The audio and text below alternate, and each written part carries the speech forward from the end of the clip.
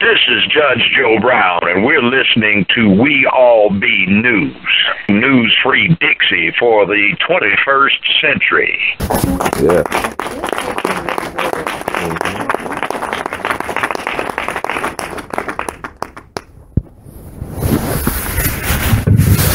How y'all enjoy that? Excellent. That was awesome, what? Yes. Give it another hand. Let me go put this light on. Yes. Right hand side. You go do that? Yeah, I'll be back.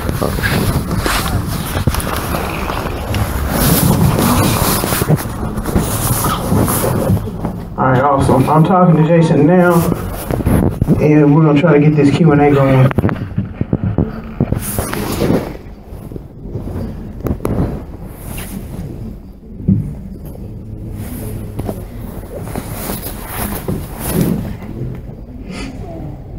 So who all had questions? Raise your hand. Did anybody have any questions? You do? Oh, of course, you know, Jason don't sell that movie. Nobody? If you got a question, line up right here. Line up right here.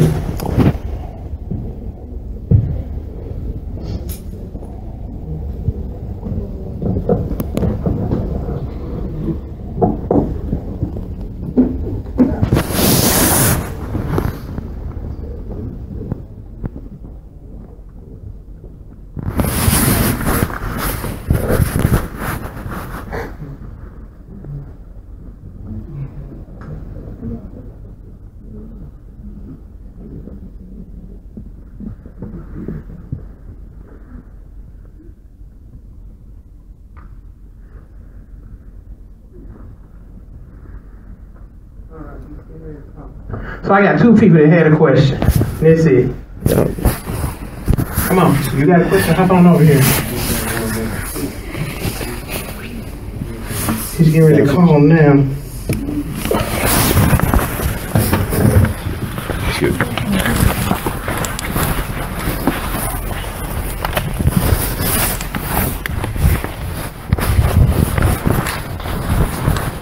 So I assume everyone knows who Jason is. Jason Black. What do you look like? Here he is. Hold on 1 second, guys. Go ahead. Hello? There we go. How you doing, Jason? We are here seeing how things are going in Memphis. Yes, sir. Well, we just finished the movie. I personally want to say thank you for having the film here. I thoroughly enjoyed it. The theater thoroughly enjoyed it. Thank you, Jason. Yes. I appreciate the work you've done for it. I've been here all my life, and everything you've talked about just hit home. And especially with the Detroit situation and the gentrification, a lot of people don't really talk about that. But that's happening here in Memphis.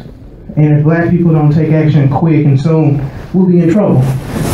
So our theater isn't as packed to say Atlanta or DC, but you know, you always say you only need about 4 or 5 people, and we got more than 4 or 5. We got about 75 strong. So, you know, 75 strong. We're gonna get it done. We're gonna get it done. So I personally want to thank you for making the film and for allowing it to show in Memphis. You didn't look Memphis over. When I got in touch with you to try to bring it here, you didn't hesitate. You looked into it and you got it here. So I want to thank you for that.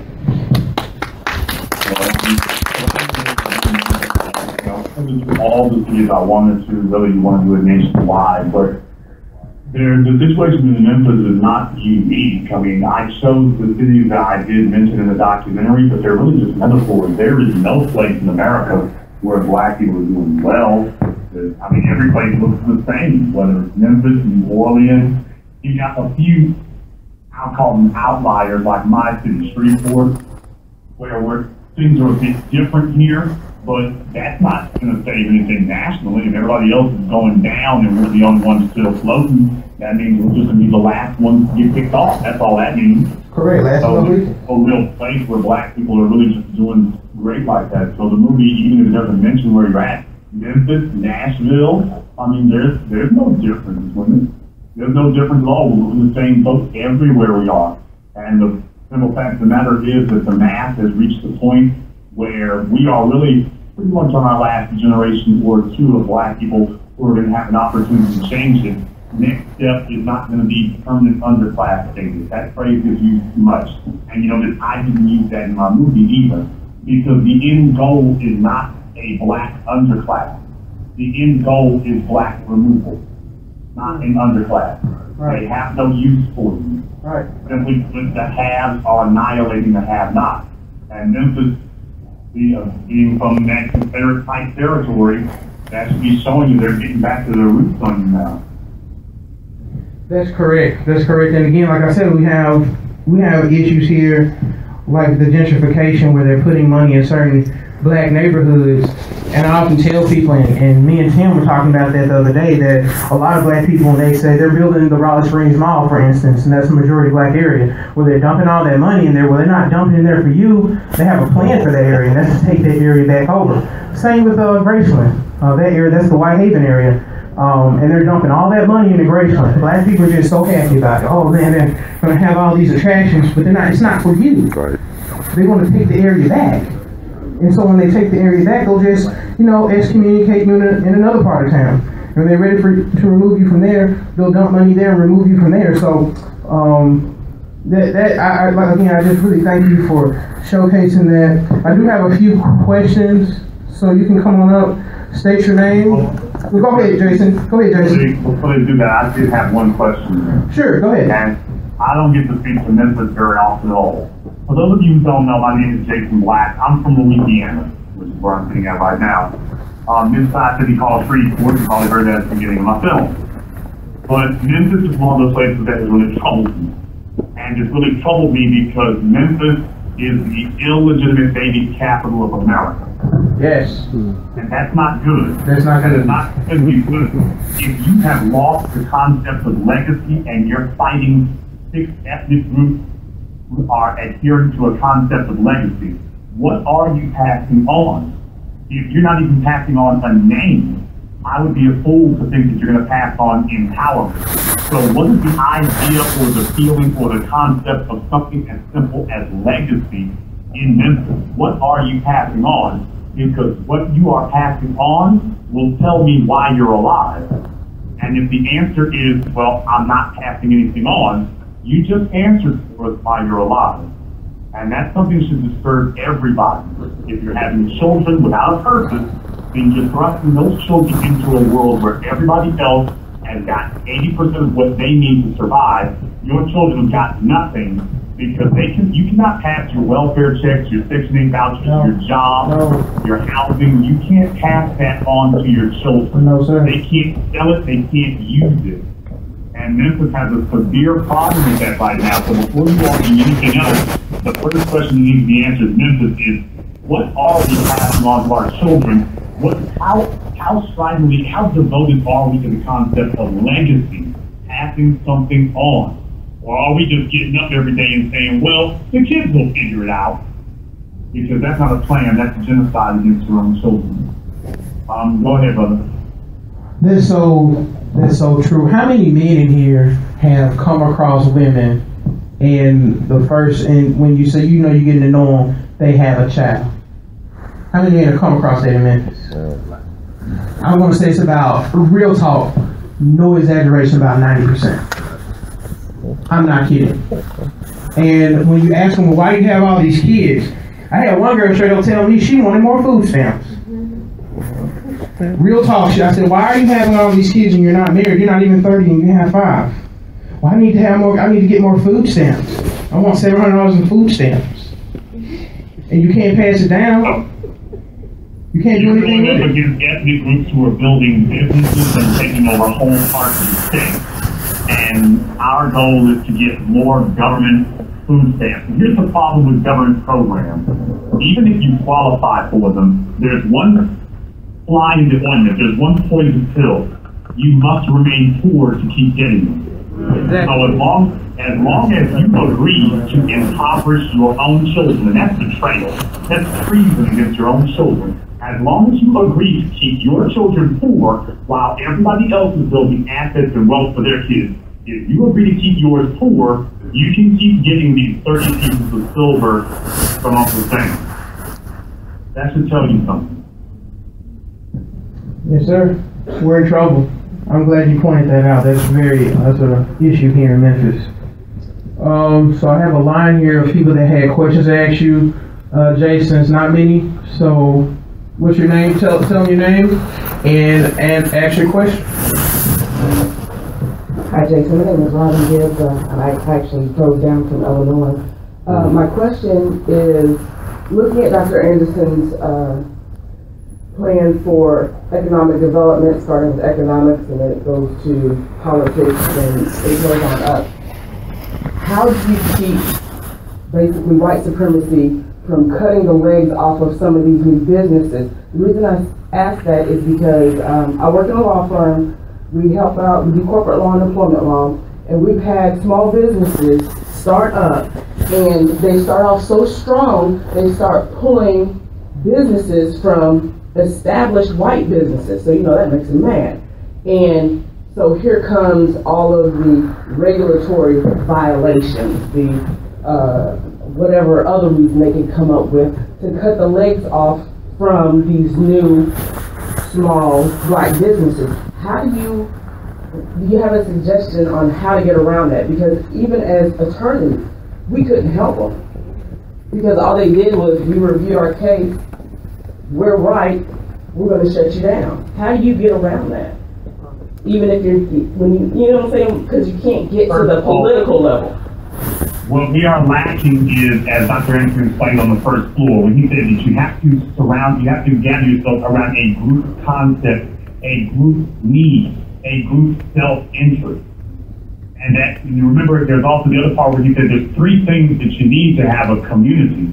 You must have an economy, you must have a code of conduct, and you must have politicians that obey and are responsive to your needs. Now, there's a 5-story building on the components that you need to build a competitive society. But in order to have a community, those are the three things that you need. You need an economy, but the next thing is you need a code of ethics. Now, understand something, that was just 2 hours. I have 14 hours of footage that I shot with all of them. And you all have only gotten 2 hours of it. I got 14 hours worth.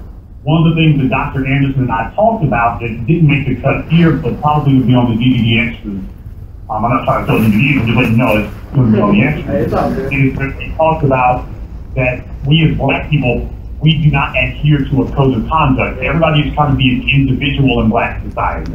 And as Umar Johnson mentioned, politicians do not respond to individuals, they respond to groups.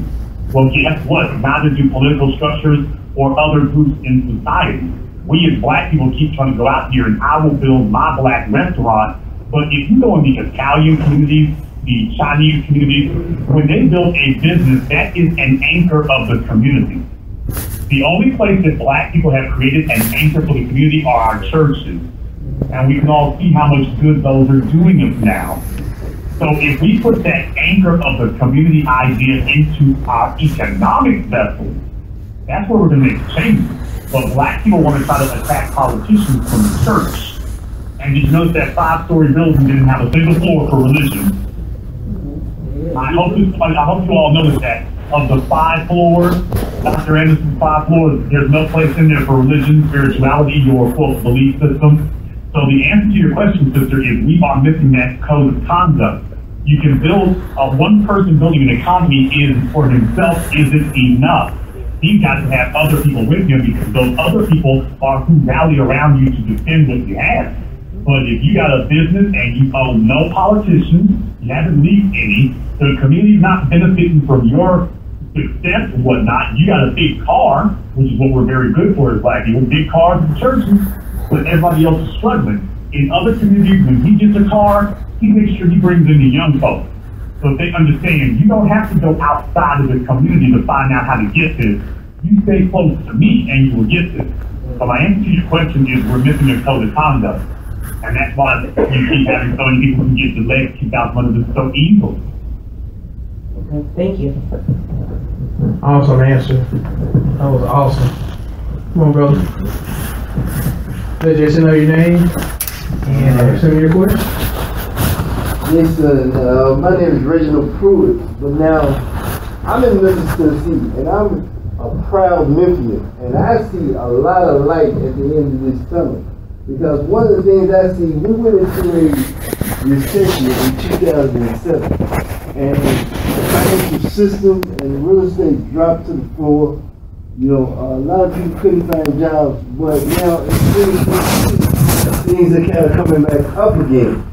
And you know, I have a black business, and I work with some other black businesses, and since about 2012, we've been seeing some good substantial increase in revenue and business activity. So, you know, I came here today because, you know, that's one of the things we talk about, is how important it is for us to build, you know, some wealth and economic position. And personally, our business is real estate. Well, real estate dropped to the floor in 2007. Well, and Memphis is a majority African American city. We've been picking up that real estate inexpensively, you know, and trying to build and help our people, and let as many people as we know, and will listen, find out that, hey, real estate, and the reason the name is called real estate is because that is one of the vehicles used to build wealth. So I'm not here for no doom and gloom. You know what I'm saying? What I see is very positive, very motivational, and I know quite a few black people who are doing it, who are paying attention and trying to build something that is not going to give up, and are optimistic about our future in this country. I ain't going nowhere. White people ain't finna push me nowhere. We've been through slavery, they put us on the bottom of the ship, and I don't know anybody. Now, if y'all can think white people gonna push you off, if they ain't got realized and put us on the bottom of the ships, I don't know nothing they gonna do. So wait, Just go get rid of it. I got to get that out because I heard all this negative. But what I'm here to say is, do you see some light at the end of this stuff? Well, I don't have cancer, so cigarettes are safe. I don't have cancer yet, so cigarettes are okay for me. Brother, there ain't no black folk in Memphis doing well. And I'm very glad that your business didn't go under, but I mean, you're not calling no shots. So what you want me to see is just a total pessimistic attitude. No, what I'm saying is that we, as black people, we keep trying to blow smoke up each other's noses. So what are you saying? I'm supposed to only see negative things? Tell me something positive. You're not calling any shots in Memphis. No, tell me something positive. Tell me something I can hold on. Give me some motivation. White business call shots down. There's no white business that is afraid that you're going to put them out of business. Not a single one. None. Not a single one. So let's stop that. We stop this denial that we're doing okay. Oh, so it's woe is me? You're just one person out of billions. Even you're doing okay. Like the previous woman asked, you're just one guy. So your experience is not indicative of what's happening to us as a whole. So if you're what they call, even if your two are saying were perfectly accurate, it's still irrelevant because that's an outlier. Is it relevant? 99.99999%. Is it relevant to be positive? No, it's relevant to be realistic. So what is realism? Negative? Only to see the negative side of it? Realism is math. Mathematics is realism. Right. Mathematics, based on what's going on in our business, is positive at this time. Now, maybe as a whole, we have a ways to go, but I cannot just necessarily just hold on and agree with the doom and gloom because there's some light at the end of this tunnel as well. That's all I'm saying. There's no doom and gloom, it's just reality. Now, you were saying doom and gloom, I don't know what you were watching, but it's not well, I keep hearing all the negative things, but I'm listening for something positive to hold on to that we can build with as well. That's all. The truth is positive. And in our situation right now, there is nothing. What you're looking for is happy and sunshine. Our situation is not happy and sunshine. Ask Eric Garner, ask Mike Brown, ask Oscar Grant, ask Sean Bell. Our situation is not good. The Memphis police could walk into that theater right now, gun every single one of you down, and I would like for you all to know with the gentleman who says you're doing so much better and he's doing okay. Tell me, who would stand up for any of you? Tell me the television station that would even report that all 80 of you are dead. Tell me, where's the black TV? But let me tell you this, I'm not dead, and I ain't going, and I ain't listening to no whole bunch of negative shit because I'm an optimist. And I believe that things are gonna get better. I hear you. Thanks, man. Don't be an optimist outside of the theater so everybody else can be a realist. How about that? Okay. There's somebody else with a question. Yeah, it is. I will say this. If everyone's here is in Memphis, if you think we're doing okay in Memphis, you need to sit on the coon train, for real. We are in a really horrible situation. That's why I wanted the movie here. Our children are undereducated. The dropout rate's high. We don't have any businesses. We're broke. We do have some business. Don't tell that lie. Come on, I have no line. We don't have no business. I have no line. I mean, we can go to North and South Memphis. Who owns those businesses in those areas? The airlines and the agents. We have some business. It's about being realistic. We have no business. Come on now. Jason, I apologize about that. I mean, the coons have come out. The truth comes out. You got your question, man. Say your name and I'll ask Jason your question. My name is Brother Ron. I'm with We All Be, and I really enjoyed the movie. Brother Jason, I'm very curious about how you decided to pick the stories to illustrate your theme and point. And one thing about the Negro Leagues I thought would be interesting to mention, in addition to what you showed, was that the team that Jackie Robinson came from, the Kansas City Monarchs, was owned by a white man named J.L. Wilkinson, who was good friends with Branch Rickey. And, you know, it seemed like all the stories you showed tonight is always an inside job. It's always somebody like us doing us in. It's like a Trojan horse thing. And also with the Negro Leagues as well, I like to point out was the fact that Gus Greenlee, who owned the Pittsburgh Crawfords, his baseball team was not allowed to play at the facilities that was owned by the Pittsburgh Pirates of the Major League Baseball. So back in the early 30s, he got his own money together and built the first black-owned stadium in the country. It cost him $105,000 to do so back in 1931. So I'd like to ask you, how did you pick the stories you decided to choose for your movie? Well, I could only pick a few anecdotes because, of course, otherwise, you know, if I was Ken Burns, I would take 5 years to make a documentary and go around the world. So I had to be very decisive in scrutinizing about the examples that I chose. But the Negro League sticks out more than anything because that was actually a major genre that we actually had some real estate in.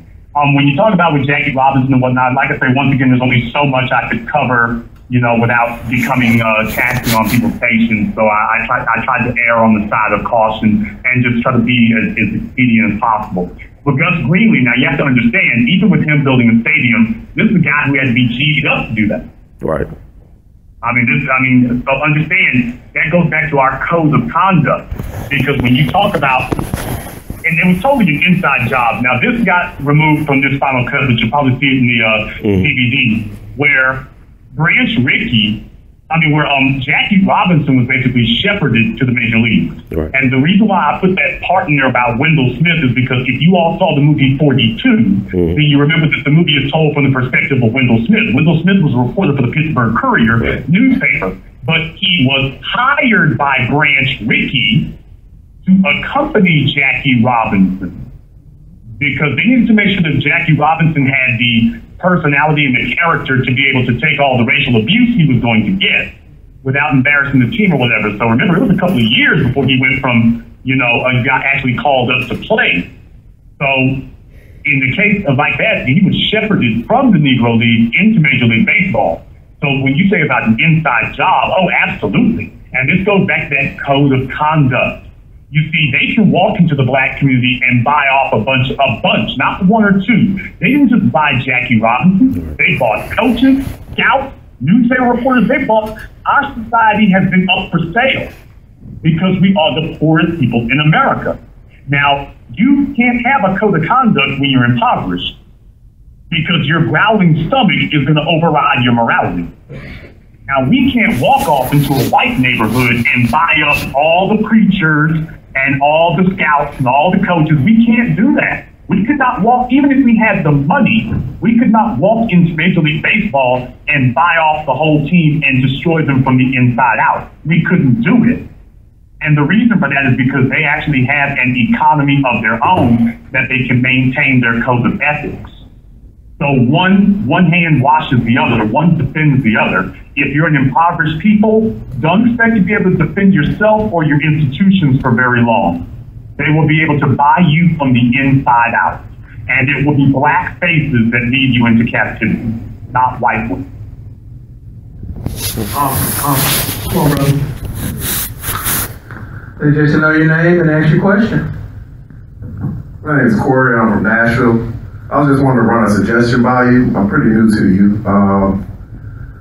How does this for an idea? Let's say there's 75 people in here, and let's say we break off into small groups of 5, and those 5 people get together, work on some ideas to create a business. Then later on, they collaborate with another group of 5, let's say 5 groups total.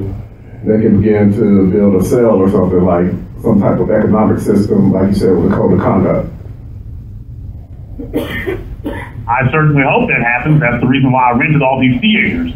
It's not just about a movie. I mean, I went to great expense to myself to be able to purchase all these theaters. It is not about just a movie. This is about a movement. You all need to be treating that theater like an economic convention, because this may be the last time that you are ever in a room full of dozens of other black people who didn't come together to shake and twerk and dance or compare hairstyles. You came there driven for the purposes of building an economy, because you understand that without an economy, we will not survive, and they're already picking us off one by one. That's true. So you better use this opportunity that you're there and find 3 or 4 other black folks in that room and pool your resources, pool your talent, find out who got what, start comparing notes, and start working together. All you need is 3 good people with you. That's all. And if the 3 of you are determined to make something happen, you'll be like NWA before they broke up, or the Bee Gees, or Jackson 5, or whatever you want to name it. Earth, Wind, Fire. You better get together with 3 or 4 other people in that room and start making something happen, because this will probably be the last time that you'll be surrounded by so many people who have so much problem. All right, thank you very much. Next question. Got one more after this and we'll be done. Let them know your name. Glad first, brother. My name is Timothy Partee. Great movie, by the way. I was going to address the whole fact that, you know, it's income tax season right now. And the area that you picked the theater in is actually an area that has researched over time by the Dominant Society, called Overton Square. Hold on. And not by black real estate people, by the way. Right. I've been listening to the broadcast, and I heard you mention about, you know, wiring up blocks with internet capabilities. And I was wondering, how much do you think that will cost us to start doing it around our city area, since everybody needs the internet? And after that, I had a second brief question. Let's answer your first question first here. If you want to find out how much it costs to wire up an area like that, first thing you need to do is you need to find somebody who works for one of the internet companies in your area. You see, black people have an employee mindset. Other people go to work for us for the purposes of learning how we do what we do so they can replace us. We go to work for other people to figure out how we can become a lifetime servant. If you don't work for Comcast, AT&T, Verizon, or one of the telecoms, if you don't know somebody who actually works installing that equipment in your area, because you got plenty of black folks who work for them, I know, I used to work for them. If you don't have them, you need to go to work there. Put in your application. Go find out how they install the VRAD and the DSLAMs and the head ends, and go find out what the equipment is involved, and then from there, you'll know those answers, because you'll know it from the inside out. That's the first thing about it there. So don't guess about it. Invest a year in yourself to find out all the knowledge that you need to find out exactly what you actually need. Because what you're talking about was when I talked about Google doing the Wi-Fi in Chelsea neighborhood. Now that cost Google $110,000 to set that all up for, I think it was 4 square blocks. They set it up in Chelsea in New York. Well, like I say, there may be a better way to do it now. Who knows? But the answer to your first question, that's one option for doing it, but that might not be the best option everywhere. So instead of guessing about it, take some time or find somebody who does work for them and start actually finding out. That would be the first thing I would tell you. Okay. Next question. I've been hearing this thing about how cheap it is to open up a daycare center. Since we have a lot of children in the city, I was going to try to distribute that route. Also, I wanted to have your suggestions on how to monetize our children, since there's so many of them. How can we invest into them to where they can generate their own money? That's how I'm gonna leave it. Okay, because definitely our young people are the only people in America who the older generation leave in the fend for themselves. And we are traitors to our children by doing that. We are the only people who sit up here and buy our children expensive shoes and don't teach them how to make $1. We teach them from the earliest ages that you're supposed to blow off and trick off all your money. Meanwhile, the Asians, from the time their children can walk, they are preparing them for the family business. Black people feel like we have better things to do than raise our children. And that type of immature mentality is growing your children to be slaves to other people. And guess what? The world doesn't need any more slaves. They got machines and illegals for that now. So we become obsolete. So the first thing is our children, if they are old enough to say the word business, they're old enough for you to start teaching them. The first thing you ought to do is you should first start with 2 basic concepts. The concept of the lemonade stand, and you should get Monopoly to play that with them, so that they will begin to understand how economics works. That they will be able to understand it's as simple as providing a need or a good, supplying somebody with a solution to their needs. We should just go with the basics like that from the time they're young enough to be able to say it. If you can talk to them about it, it's time to start talking. Awesome. Thank you. All right. Does anyone know your name? Can I ask you a question, brother? This is Mario Jason. Once again, excellent documentary. I noticed that in the movie it was Dr. Claude Anderson. He was talking about education and trades and skills. And in your opinion, just looking at today's world, what are some of the top good trades to deal with as far as black people? Well, the crazy thing about it is everything, because everything is on the table, brother. With what we have right now, so many people out there have moved, the investment society has moved up into higher level fields, but at the same time, they've left a lot of things dangling. So, I mean, the stuff that we were talking about, we wouldn't have high paying 20 years ago, still are. Plumbing, pipe trades, electrician, carpenter, those are just basic things like that. Those are still doing very, very well. Why? Because the rest of society has moved up. So even in a situation where they left these things hanging for us, we haven't taken advantage of them. We haven't taken advantage of them at all.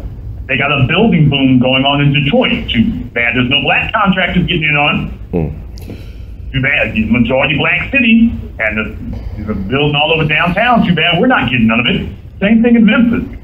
You got real estate developers, but they're not black. You got millions of dollars being spent in certain areas, renovating, rebuilding, but they're not black people spending the money, and it's not going to be black people getting the money when it's over. There'll be a few black folk working on this job site and a few black folk working on this job site, but the maintaining of the wealth and the keeping of the capital, you're going to be you are already, as you always have been, completely frozen out. You'll be flicked off a few crumbs from the table, and that's it. So the answer to your question, brother, is everything. Automotive repair, they are all still very much wide open. The only thing that you should stay away from, everybody in there, you need to stay away from the liberal arts. You're never going to make it, that's not a trade. Going to school for art and graphic design and psychology and stuff like sociology, those are worthless. Those are worthless. You need to have a trade skill, something that you can walk out of there and somebody's car breaks down, somebody's door comes off the hinges, somebody's face bowl stops up, that you can immediately spring into action and help them, because if they can fix it themselves, they'd be doing it. It's wide open, brother. Stay away from the liberal arts and there's no way you can go wrong. Thank you, Jason. Awesome. Was that all the questions? Because we are about out of time. Okay. Any more? Okay. You got a question? Come on. Don't be scared. He ain't gonna bite. My way up there. Don't hide. As long as you're not a coon. Sambo. With other gentlemen. Stepping infection. We ain't got no problem. Alright, man. Tell your name. Go ahead, question. Hi Jason, my name is Iman. 21, Memphis, born and raised. I've been doing a lot of self-exploring, I guess, lately about my heritage and what they just Okay, did. we got a mumbler there. I'm not quite making out. That's right. I think I told her to come up a little closer so Jason can hear you. The speakers here. Don't be shy. I only fight on this side of the microphone. I can't fight on that one. He's good. Yeah. Just start over and talk a little loud. We all friends. My name is Iman. I'm a 21-year-old. I've been in Memphis my whole life, born and raised. One thing I want to say is since I've been doing more of a journey and trying to find out about just Black heritage and what they've been systematically doing to our people, one thing that I've discovered is the food industry, what they've done to like genetically modified foods, and just like, we survived off of soul food when we were in captivity, and now as we've grown, we haven't really let go of some of the things systematically in our minds and our diets or physicality. I guess my question is just, what do you see is a good step in moving forward on educating the people that are around us, because we don't really have a lot out here in Memphis. Like you could walk in a Whole Foods and it still is bad stuff, or it's like there are no community gardens or anything like that out here. Okay, I didn't quite hear the last part there, but I think she was asking what should we do about educating people? Yeah, educating people about food. And let me add something to that. Is there a way, Jason, we can monetize that? I mean, I see people like they open up soul food restaurants here in Memphis. Mostly Asians own soul food restaurants, but I won't go there. How can we monetize that? If we want people to eat healthier, we want Black people to know more about, being health conscious. How can we monetize that? That could go along with her question as well, Jason. Well, here's the problem, though. Did she ask that? That was my end. That was my little 2 cents. That's my point, and that's my point, because we get that a lot. Right now, Black people are doing anything and everything we can possibly conjure up to hide behind, divert, deflect, avoid, detour, building an economy. So you see, we make a religion out of things.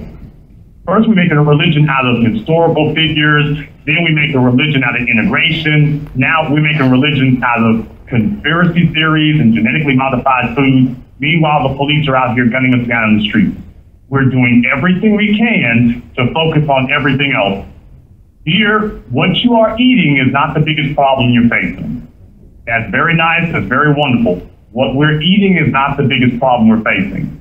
Talking about our diet, Black women are 80% obese, Black men are 50% overweight. You know what? That has some significance to it. I get that, but that's not our biggest problem facing us. Our diet is not the biggest issue. Our dying is the biggest issue. And what's causing that is we are the poorest people in America. And we're trying to avoid the conversation about our economy. So when he talks about monetizing it, yeah, that's economic. But too many of us are trying to be diverted because we don't know how to build an economy, which is why we demand that we change the subject. We don't actually know how to build one. So we want everybody to stop talking about that because we don't know how to start. We don't even know where to begin. Even if we had a trade or a skill, we don't know how to properly monetize it. How much should I charge? What should I do? I'll give you a restaurant and you can have all the clean food you want, but how long will you be able to stay in business? But you know that she didn't ask about a restaurant either. She just asked about people's eating habits. We do too much of that. We fall in love with this intellectual masturbation about so many subjects as opposed to actually dealing with the thing that matters, the money. Because that is something that you either got the money for it or you don't. It's not a matter of opinion. You either have it or you don't. And we're trying to avoid it. We need to stop trying to dodge the truth about this. We need to build an economy. After you get the money, you can eat as natural as you want to. That's true. Okay. That's a great answer. Anyone else?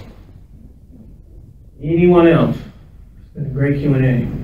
All right, Jason. Again, I do. I want to meet you. Before you go, I want to meet you all with one more. Yeah, I was going to say we'll give you, the last word, and we'll end it from there. So go ahead, Jason. This is going to be your last best chance to get things together, Memphis. I don't know if you understand it or not. This is your last best chance. After this, you don't have any more. Because the prophets have warned you since Marcus Garvey for a century now that they're circling the wagon. They've shown you that they can kill you in the streets and there's nothing you can do about it. I don't know how much simpler we can make it. They're about to legalize 11 million illegals. I don't know how much easier I can make this to understand. This is your last chance. You're not going to get another one after this. And pretty soon they'll be talking about us the way they do the Aborigines. Our numbers just begin to dwindle down because they economically strangled us to death. With a bunch of people sitting around just saying, we're doing okay, we're doing just fine, I got my cell phone in the new Jordan, we ain't got no problem. They will keep saying that to you as you think and die. This is not a game, not a joke. You need to take this seriously 100 years ago, but I guess they will simply have to do. Get serious about this. You got a room full of people in there. You've listened to me and Gabriel here for the last 30 minutes or so. You all need to start talking to each other now. And if nobody else takes it seriously, you should. And if you don't believe that the situation is life and death, go up to a police officer tonight, any random police officer, and tell him about what he can't do to you. And you'll get corrected on that very quickly. Jason, man, again, thank you so much. I really appreciate you bringing the movie here again. Give him a round of applause. Yeah. I know you've been real busy. You premiered the movie in another city, so we just want to thank you for taking the time out to do the Q&A. And we'll see you on the Black channel. Black first, brother. Black first, brother. Thank you for having us. Yes, sir. Thank you. All right, guys. Thank y'all so much. I know Jason's kind of tough. He's tough, but he means well. He does. He has our best interest at heart. So, again, I want to thank everybody for coming out. Network with one another. Please. Add me on Facebook. My name is Gabriel Bell. And follow the group on Facebook, the official Jason Black group. Thank you, guys. What's up, brother? Man, what's good, man?